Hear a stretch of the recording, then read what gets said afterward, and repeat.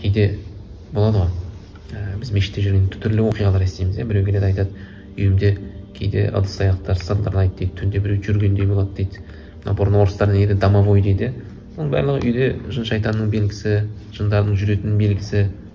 Ал біз әрдайым үйде мысалы намаз оқығанда азан шақырсақ, Құран оқысақ, үйде зікір болса, үйге кіргенде сәлеммен кірсең, сәлеммен шықсаң, дұғамен кіріп дұғамен шықсаң, ондай нәрсе ешқайсысы болмайды. Мұсылманның үйінен негізі ол нәрсе көп байқалмайды. Мұсылманның үйінен ондай көп нәрсе байқалмайды. Ол нәрсенің көбісі көп арақ ішетінден, үйінде арақ тұратын адамдардан сол нәрсе байқалады. Арақ ішетін адамдарда не болады? Белая горячка бола ма? Белая горячка білесіздер ғой? Бір нелерді көре бастайды, кішкентай бойлы адамдарды көре бастайды. Неге сондай жындар? Жындар үлкені болады, кішісі болады. Бойы кішкентай болсын деген болады. Жынның бір топтары соны көреді. Арақ ішті, жын мен адамның арасындағы не? Перде ашылады.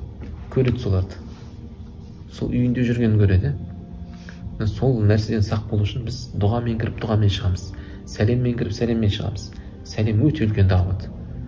Сондықтан да сәлем беріп жүрейік, сәлем тарқатайық, әсіресе сол үйге кіргендегі сәлем.